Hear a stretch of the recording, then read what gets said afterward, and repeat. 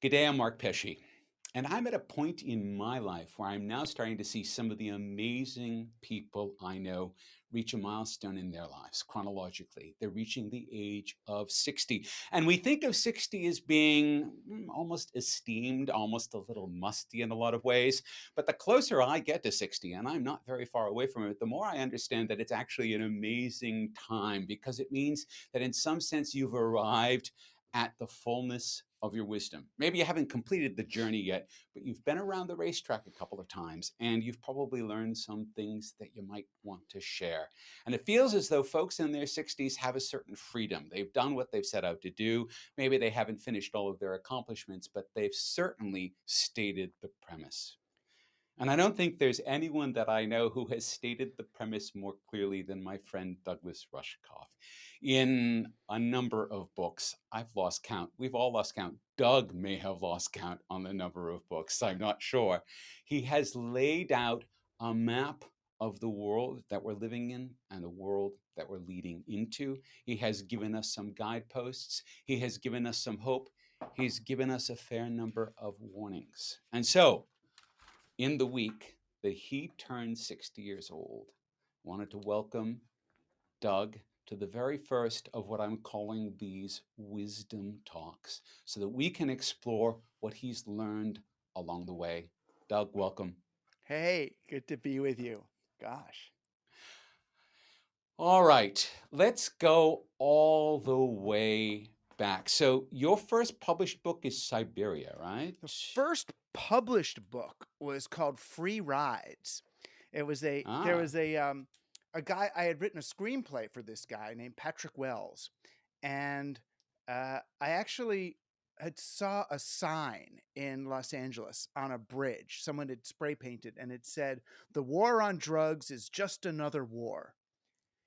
And we got in a long conversation about that when I was trying to explain to Patrick that the war on drugs wasn't a war on drugs. It was a war on the states of consciousness that drugs offer. I mean, not the ghetto war on drugs and abuse, but the war on drugs, the kind of drugs we like. right. Which is the war on black people, Right. right? The Yeah. good drugs. Um, and and he's like, "That's interesting." And I said, "We should do a book on ways to get high without drugs. Offer all of these states of consciousness to people. And then what are they going to do? Make meditation, masturbation, holotropic breathing, make those things illegal?" And he was like, "I'll pay you $10,000 to write that book and then we'll get it published." And I wrote it and then it became published. So that's actually the first, but it wasn't the first book that like represents like the beginning of my opus or whatever. That would be Siberia, Life in the Trenches of Your Hyperspace. OVR, as Yeah. it were. Although It actually, fits on a certain given, level. I mean, there is a persistent theme in all of your works about cognitive freedom. Yes. Cognitive freedom and DIY cognitive freedom, that we deserve the tools to do this.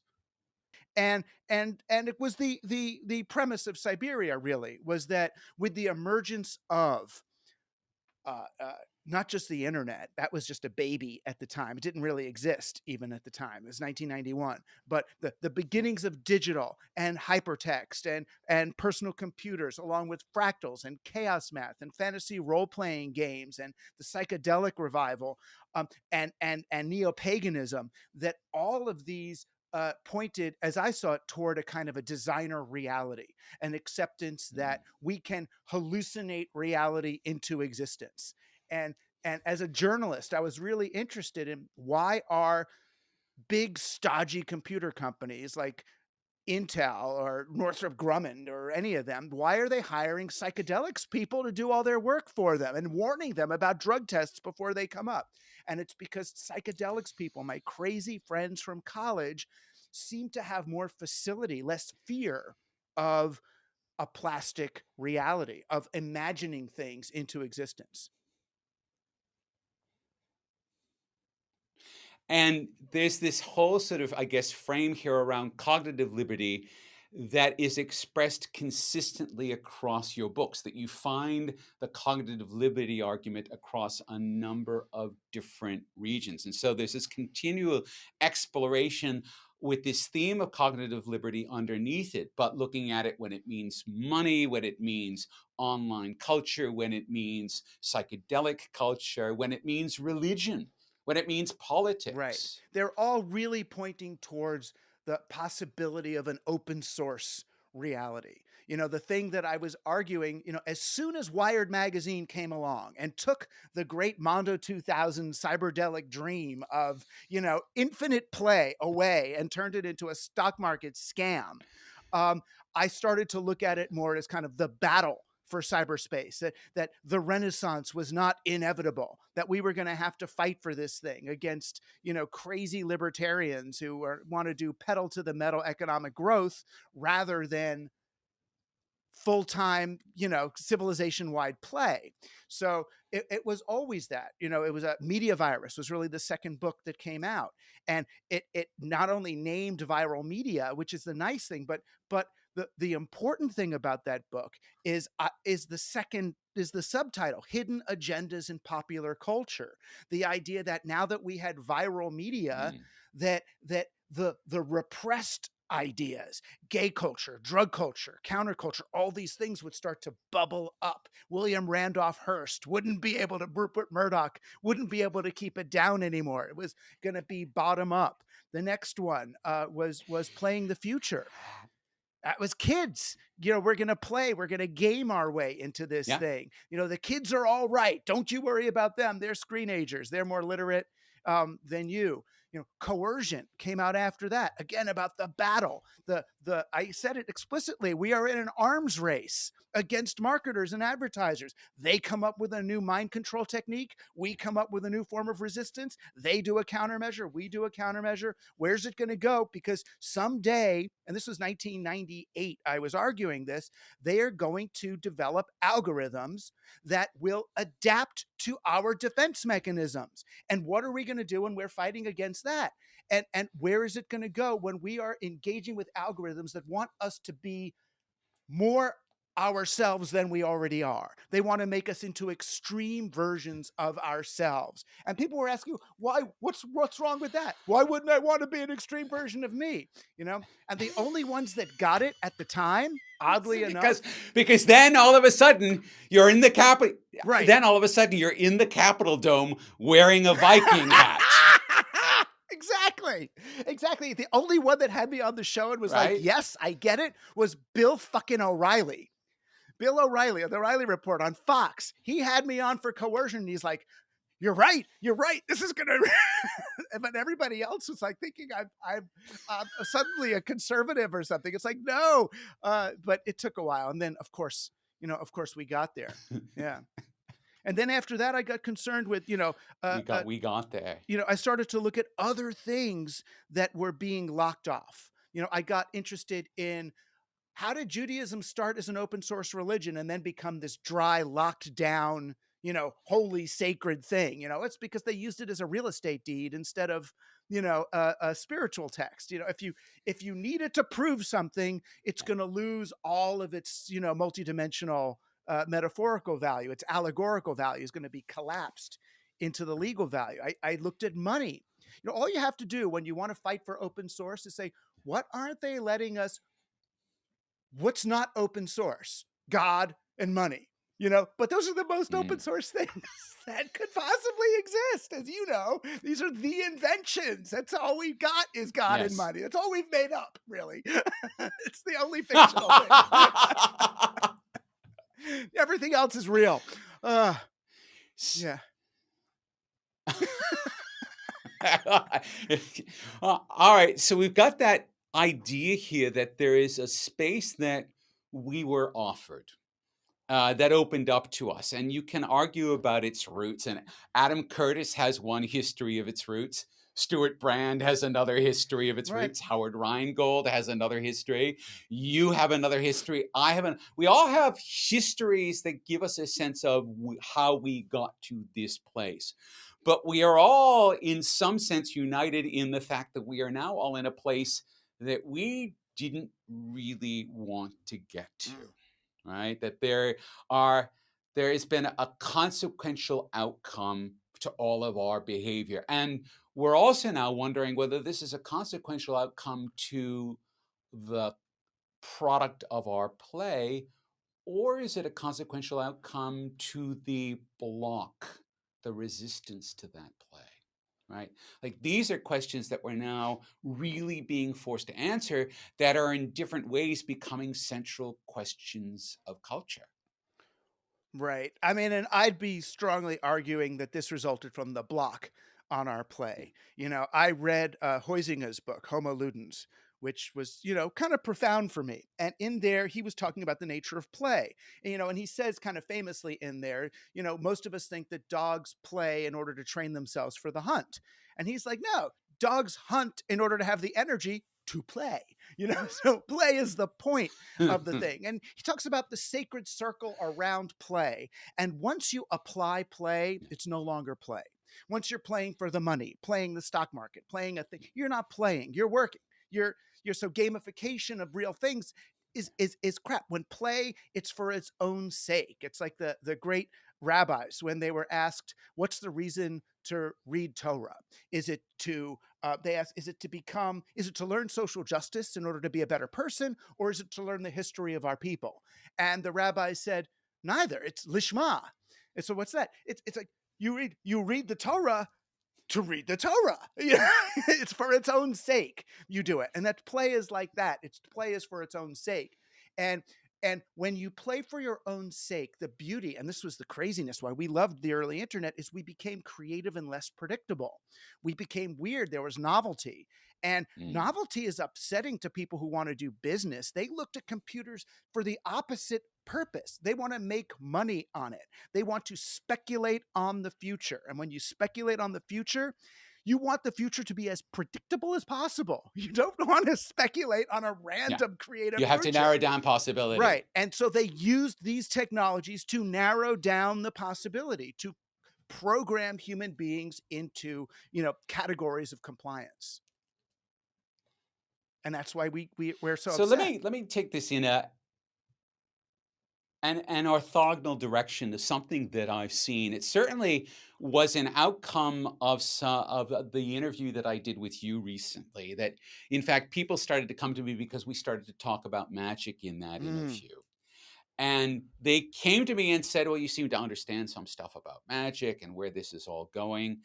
And they wanted me to sort of engage them in a dialogue. And when I started to engage them in a dialogue, it seemed as though their understanding of magic was quite instrumentalist, that it was a tool to power, right? Which is, and there are antecedents in, as we know, modern magical practice around the fact that it's being conceived as power. And I actually took one of them and said, let's turn this inside out. Maybe we're the tool being used by the magic mm, and not that magic is the tool that we're wielding. And it blew their minds because it was so outside the frame that they were capable of playing in. So that when they defined their magic circle, they basically drained all the power out of the magic that was in the circle before they could say, "Oh, there's a circle here." And I mm. wonder if that isn't yet another outcome of the way we've really framed everything. I mean, it comes back to that Heideggerian concept of Entfremdung, right? That a Right. technology frames something and therefore, in some sense, deactivates it, right? Have we done this progressively to more and more of our play systems? Well, we've done it to more and more of life. You could look at it, enclosing the commons is Mm, a version of that. Uh, uh, Even the English language naming something, that we have all these nouns. That is a house. That is a dog. You are a man. I am this. So once you're doing, you're already and speaking could be an incantation, or it can be this yes. other thing, this concatenation, this condensation, and Yeah. so I kind of look at it all that way. But yeah, part of the problem is that we kind of surrender technology, not just to the libertarians, but to scientism in a certain way. You know, we started to see it as so tech as like STEM, as rational, as for those guys. Mm, And the tech, mm. when I was introduced to it, was by the other team. You know, it was not by the the scientism people. It was by the magical people. It was the ones who were, you know, working at Intel all day and then going home at night to Oakland and scraping the peyote off the cactus and tripping their balls off. You know, and it was, and to them, these were Yes, one exactly. and the same, you know? Yeah, yeah. I mean, and I think, and that's that purposeful forgetting or misplacement of the boundary, rather than saying that there's an A team and a B team, that there's a science team and creative, whatever you want to call it, team, linguistic Yeah, team, maybe we can call it that, or imaginal team. That rather than that's saying that these are two sides of the same coin. And I find, particularly as I become more and more inside of and comfortable with my own magical practice, there was a period of time in the 90s when I was very open about it. And most of the time, while I continually have practiced, I don't really front burner that, because people will tend to pigeonhole you as this other thing. And now, as I approach that 60th, as I approach that sort of fullness, I'm getting it back and I'm being quite open about it. But I am still surprised at the way that people would say, but Mark, you're so sciencey, right? How can you believe this stuff? And I'm like, and the way I've always understood all of it, whether it's science or it's magic, is that, of course, we understand the world by descriptions, right? Descriptions are what we've got at the end of the day. right, And we have many different routes to descriptions, some of which are fundamentally internal and relational, and some of which are external and, without being too instrumental about it, transactional. right, And it's up to us to find the balance in those, rather than to say, well, the transactional is real and the imaginal is not real, or the imaginal is real and the transactional is not real. It feels like people can't grasp the nuance there. right. They pick a team and then fight over it, you Yeah, know? exactly. And it's like whatever, I was going to say whatever floats your boat, but it's not even that. It's like whatever works best in that situation is what you do. In that So situation. we're building a Yeah. bridge and I want trucks to be able to go over it and not fall into the swamp. Give me some real math Yes. here to make that work, right? You know? Yeah. But, you know, when I want to Yeah. sing a song with my family while we're And crossing the keeping in bridge, yeah, mind, yeah, that the first 100 years that we built bridges, there were no fancy masts, and they did fall down, and the carts did fall into the sea. The Tay River Bridge in Scotland is the classic example right. of this. And we developed the discipline of engineering as a result of those horrible failures, because we didn't fully, I guess, encompass that description. Right. But the thing is, it's like if I find out I've got really bad cancer, I want the best Sloan Kettering Yeah. fucking chemotherapy radiation. Just slam it on me. But Yeah. in order to not get cancer, I want the most holistic, you know, greeny, craniosacral, chakric, tantric, whatever that Exactly. there is. So I want to feed my Exactly. energetic body and all that, but in crisis, science, you know, so yeah, they all work. It's just a matter of how you're using them. You know, the people that really want to have power over others rather than power with others, they Mm, tend to gravitate towards the more controlling sides of any of these. They want to do magic to get something from that other person or to make something manifest for themselves. I'm going to wish for money. Or they look at, now usually more, they'll look to money and science and tech as ways of, you know, oh, I'm going to do some surveillance capitalism or program these people into oblivion or, you know, yeah. get them to click more on my icon. Or invent a new form of money and get people to believe that it contains value and therefore makes me rich because I hold a lot of it, Yeah. which is Yeah, quite popular exactly. these It days. rich make them believe it until the moment after I sell it. Yeah. Exactly. Token baby. Exactly. So I want my Mark Pesce token. What are those called? My NFT. tokens. I want my Yeah, exactly. So this is one of the things that is becoming clearer, and I feel as though you really started to touch on this in both Team Human, but also in the book about money. All right, is that we're now seeing the pervasive financialization of absolutely everything, and of course, Frederick Jameson warned us about this in postmodernism or the dialectic of late capitalism. I believe that Piketty is warning us about this in Capital, that we're seeing the ultimate financialization of everything. And one of the things that's become clearer and clearer to me is that machines make very good transactional entities. People make very poor transactional entities. On the other hand, humans make very good relational entities, and machines make very poor relational entities. yeah. And so, are we missing something about how we should be using the profound magic that is money? Are we putting it in the wrong places? Yeah, well, we're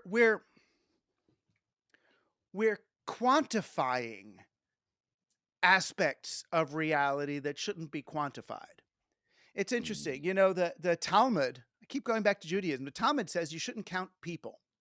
Even when you're trying to assemble a Right, minion for a prayer, you don't count human beings. right. You know, they surrender during the Roman census. All right, we'll count, Oh, we'll count. except Yeah, except when God says it's okay, right. right? God said, I think twice, He said you could number the people, but that was it. Right. It was like after we counted after Sinai or something. You know, it was like a couple of moments in Yeah, history. It's like, how many? How many? Were there Shmuley, Moishi? Yeah, you know, yeah. you count. There was a few moments when you were, but yeah, but to me, I always took that as the danger in over quantification. And I understand this goes back to Francis Bacon and Mm, empirical science, and he really saw that quantification would allow us to, as I always like to quote him, take nature by the forelock, hold her down, and submit her to our will. That's his, that's what he thought empirical science and quantification could do. And we've been quantifying things right through the industrial age. and And he got that right. he did. He did. That's what it was Yeah, for. And now we're not just quantifying, we're quantizing, which is even another level of weird. yeah. So quantizing is taking human voices and auto tuning them to particular quantum notes. It's taking the soft squishiness of reality and finding which line to put it on.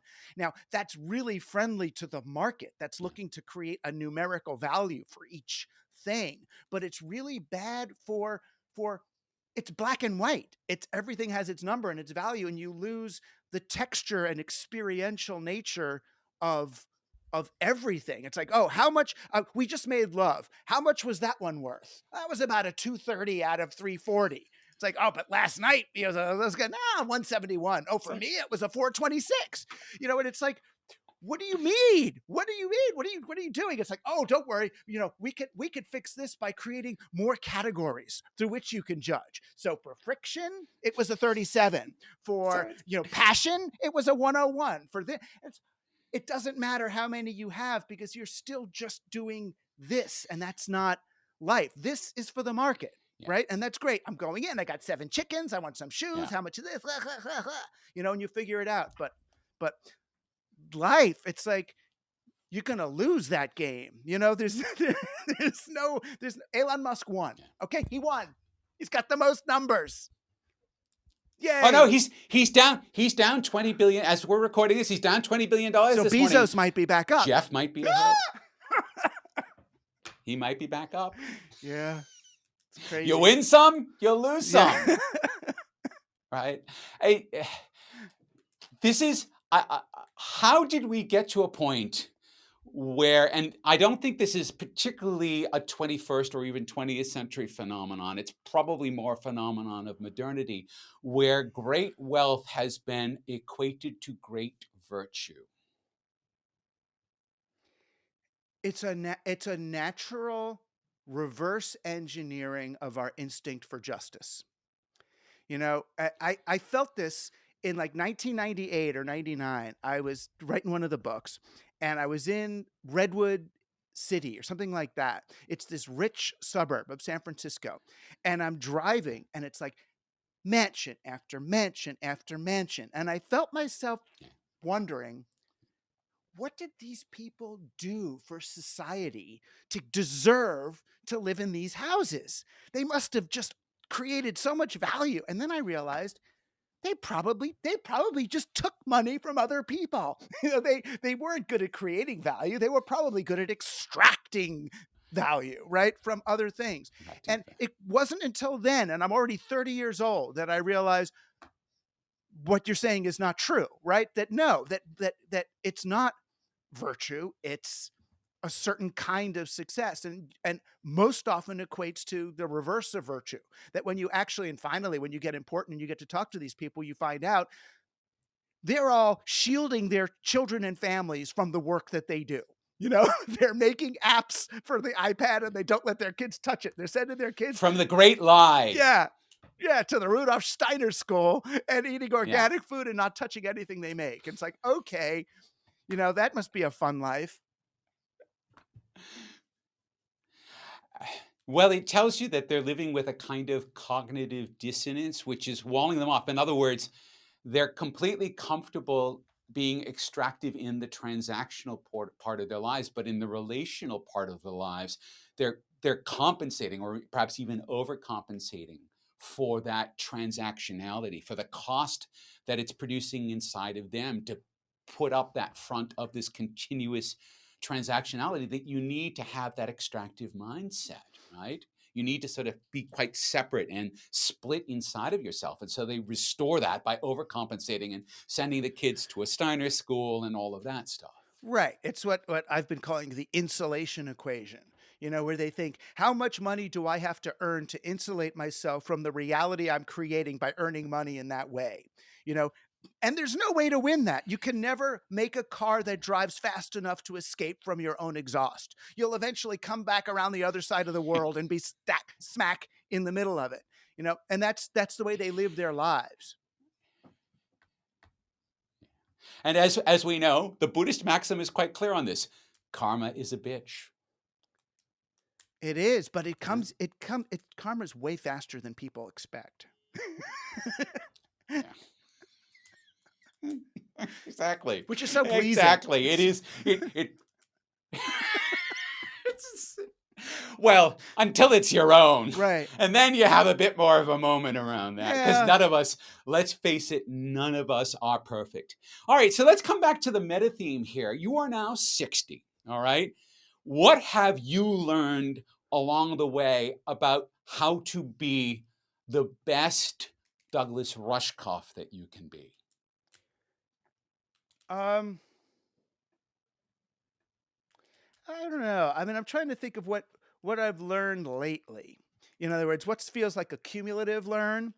One cumulative learn that I've only realized now, as I've gotten older, I've gotten less afraid to be who I am, say what I think, and all that.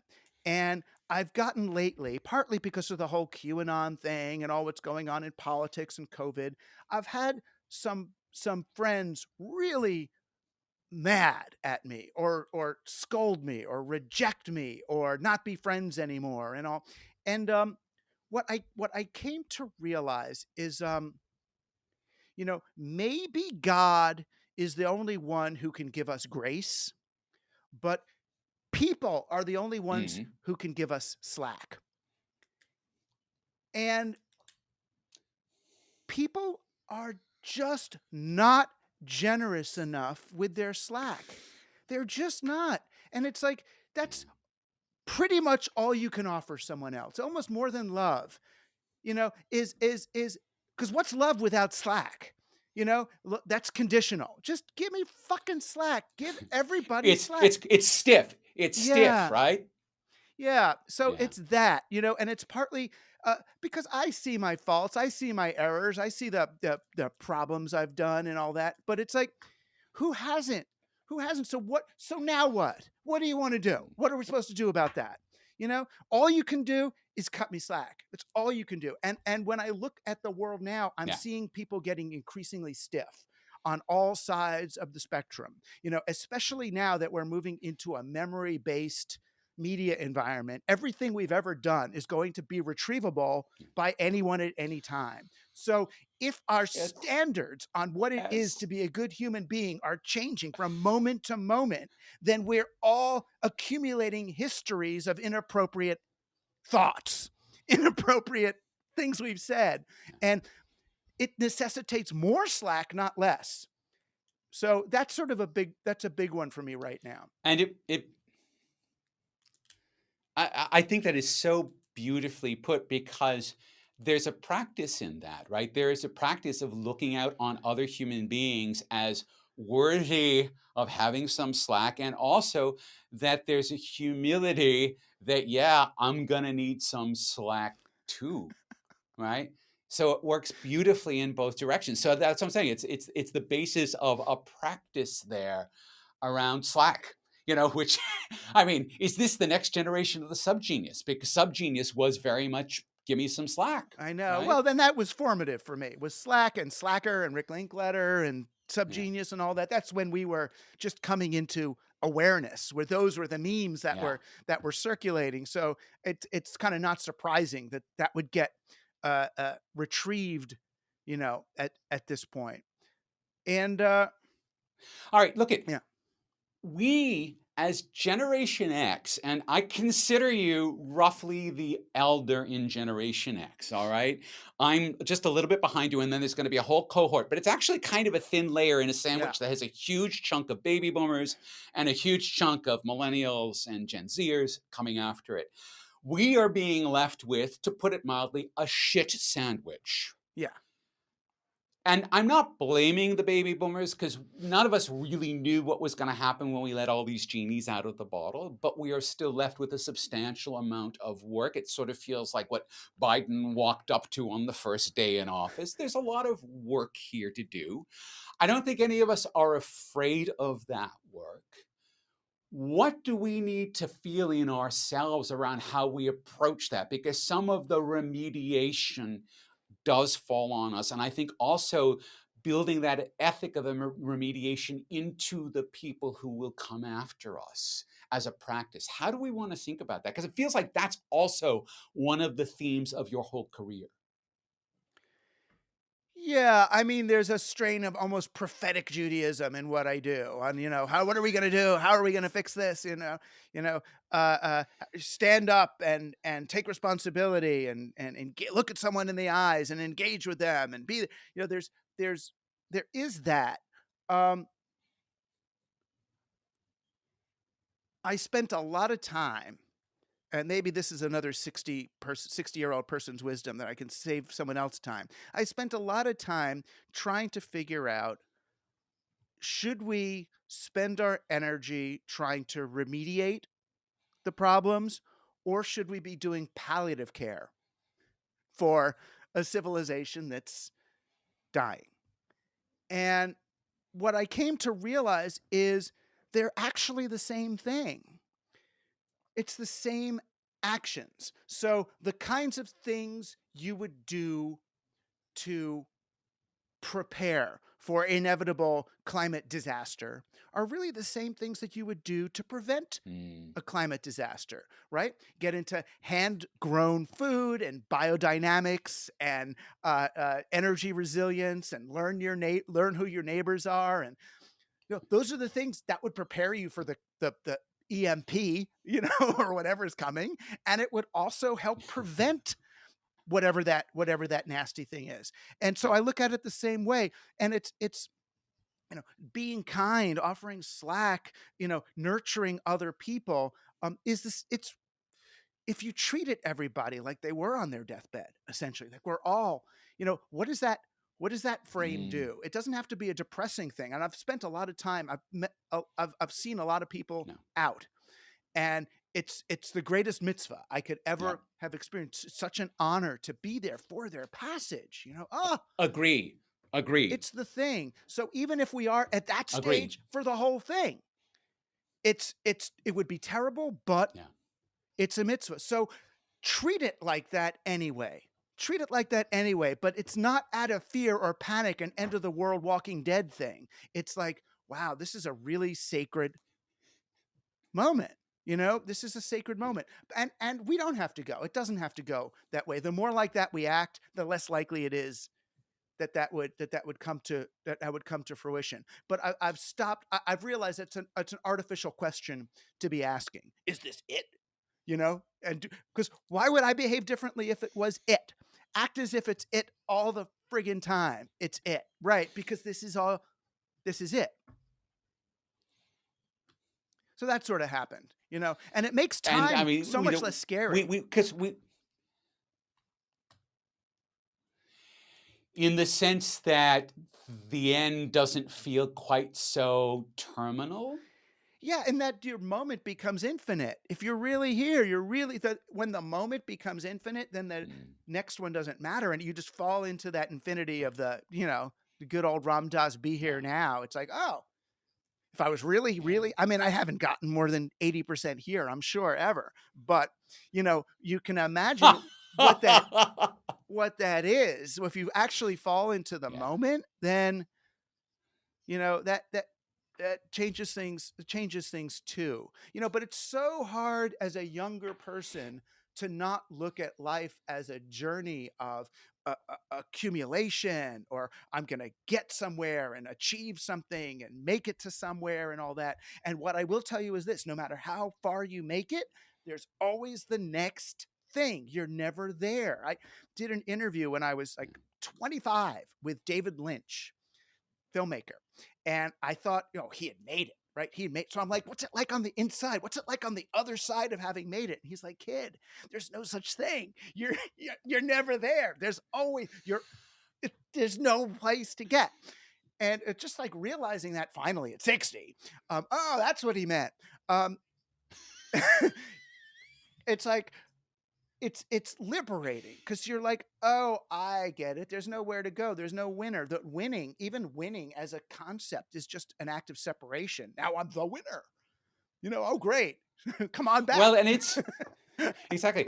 And and again, you leave that space of the game, because when you have the space, the sacred space of play, it's not about winning, right? It's about being in the space of Of play. play, right. And so as soon as you make it winner, you've made it work, Right, which is James right? Karsh. That's the whole finite and infinite games idea. That there's finite games are games you win and the game ends. Infinite games are games where you play to keep the game going. That's the object of the game. And that's why fantasy role playing was so exciting to me, why the internet was exciting. I was a theater kid. Right? I was a theater kid, but I got fed up with the Aristotelian arc, that crisis, climax, rest, the male orgasm curve of tragic Yeah. theater. And I was like, the internet is going to be a hyperspace. Keep going, keep opening, more openings, more connections, more. It's just, you know what I mean? It's going to keep going. And it was like, oh, this is a sustainable. This is play, baby. This is, better than a play. This is real play.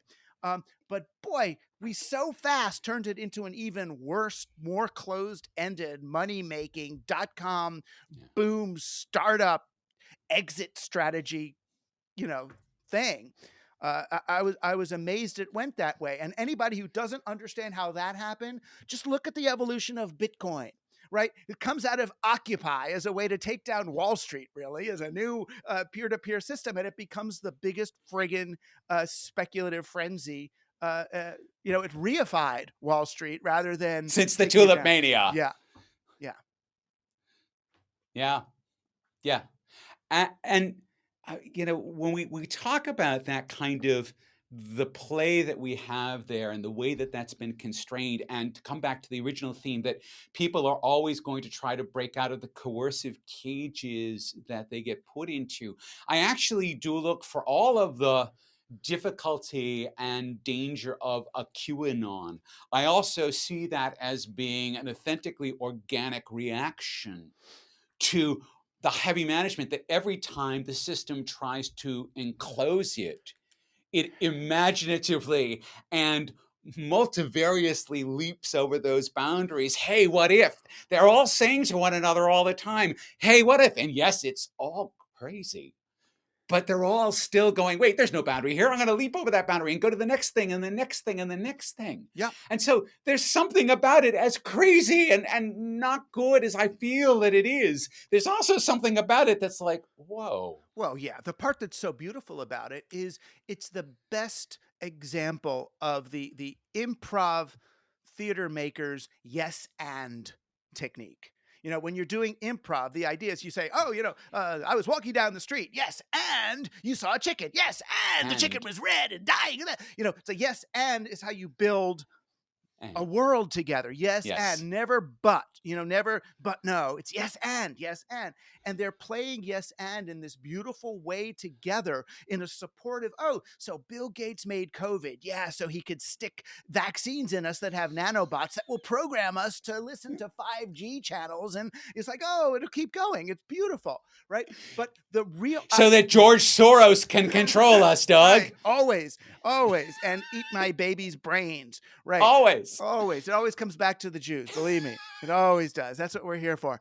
Uh, But yeah, it always comes back to the blood libel. I get it. I exactly. get it. That's what it's there. But the other interesting Yeah. thing about Q, that you make me think of is that the QAnon and conspiracy theory and all these things are also responses to this kind of technocratic, soulless organization of people. When they look at the Great Reset and, oh, we're going to use sensors to put every living item on the blockchain and then give stakeholders capitalism. And oh, don't worry, we're going to give you money. We're going to give you welfare. We're going to give you that. And people are saying, fuck, man, it's not money I want. It's dignity. It's my basic dignity that I want. And I was watching, of all things, The Crown on Netflix. It's this thing about the queen, Mm. and the baby queen is in her class learning about what queens are for. And the teacher says, look, we've got, basically we've got government is here for efficiency and the queen is here for dignity. And I was thinking, that's part of what America wanted in a Trump, even though I know he's not a dignified presence, but he was offering something other than the utilitarian value of government. He was offering people Yes. who feel stepped on a sense of dignity, of pride. And the American experiment has failed in the sense that the Enlightenment gives us the cloud, but it doesn't give us meaning. It doesn't give us soul. And that's what Americans are lacking. But it was always the intention of the founding fathers that each person should be able to find their own path into that. I mean, if you take a look at Jefferson and Franklin, particularly, that these are ideas that they would have been centered on, although even at the time, those ideas probably would have seemed quite heretical, right, to the most of the population. But I think that they felt that an enlightened polity would be able to find its own way into dignity. But what we found maybe is that capitalism can give you goods, but what it can't do, because it's transactional and not relational, and because dignity is fundamentally relational, is that it cannot deliver dignity. Right. Right. And civics, I guess that's the thing. Civics is really not about dignity in that sense. It's about something else. We've got this false notion really since Oprah, maybe, and Rodney King and all, that the problem is that why can't we all just get along? It's kind of this idea of friendship. If we could all just be friends, then it would work. And Fraternité. yeah, but I don't have to be your friend. You don't have to be my friend. We just have to share a sense of mutual responsibility for one another. You know, that's civics. Civics. I went to the town meeting about the school budget here last year or the year before. An old woman got up and she said, I don't understand why I have to pay the school tax if I don't have any kids in the school. And I was like, okay. But it's the perennial question in a town meeting. Right. Right, because they Right. don't understand civics. They don't understand, would in America, would the public library system get started today? Of course not. They don't make money. Why were you gonna? What's the profit model? It makes no sense. We're gonna pay for people to read books. They can buy their own fucking books. So we don't. It's like it's just not in our working vocabulary. Right. And there's this idea of consequential thinking, which is that that lady who's making that objection doesn't understand that if there are a whole bunch of poorly educated children running around, that that in fact ruins the environment for her far beyond anything she has to front up to pay for the school. Right. Who's going to pay for your welfare in 10 years? Who's going to be Yeah. your home healthcare aide, right? Yeah. Who's going to be fixing your car? This like yeah, people don't they don't get that. And that's a largely American problem where we think, you just earn enough money to pay for the thing. You earn your That money you and pay for it, like anybody else. all right. We're kind of getting to the end of this. It is, as always, an unadulterated pleasure to engage with you on this. Take a look forward for yourself. All right. What are the things that you I don't want to stress the frame this as desire because it feels like that's the thing that we're kind of rubbing up against here, right? What are the things that you find Rubbing up yourself against moving? desire. I love that phrase. It's beautiful. What do you find yourself moving toward? Um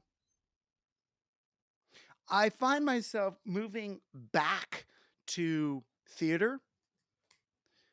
Um, I oddly enough have gotten interested again in lost medieval theater, which I think is very Like applicable. mystery plays and The things? mystery Ah. plays, Cervantes wrote these plays called the Entremeses that I think almost nobody understands what they are, except me. Um,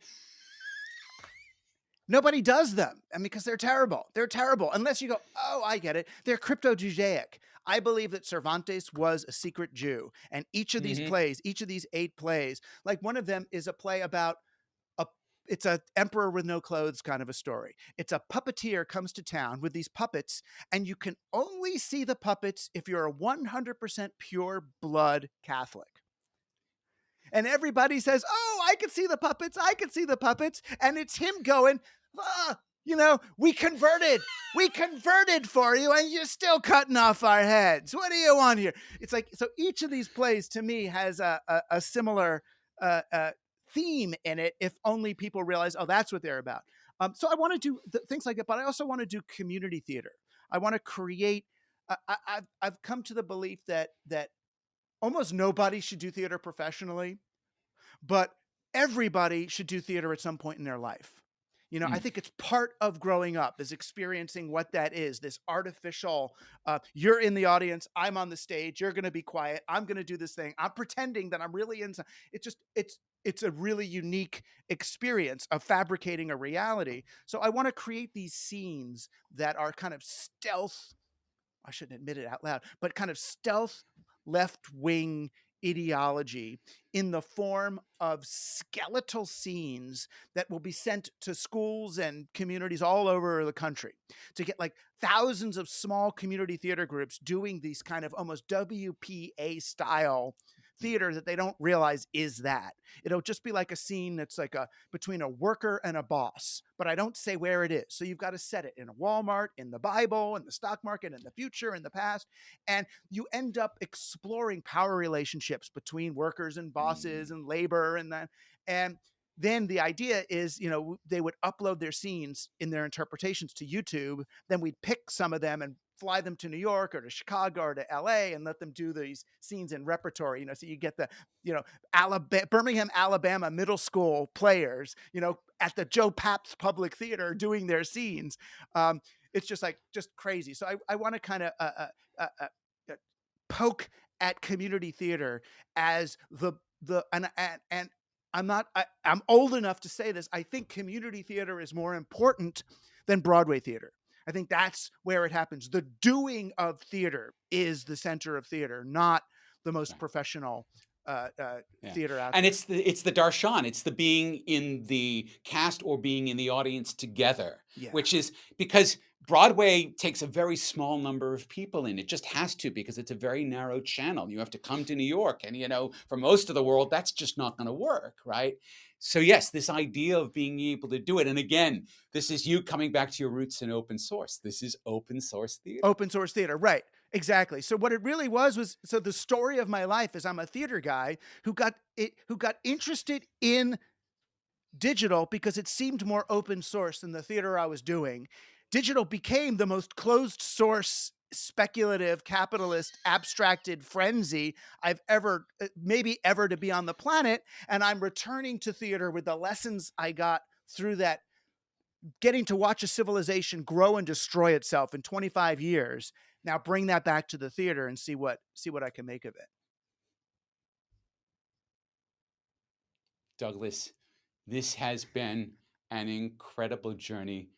Thank you for joining us. Well, thank you for being on this journey with me for all these years. It's boy, without teammates, it would be a hell of a lot scarier.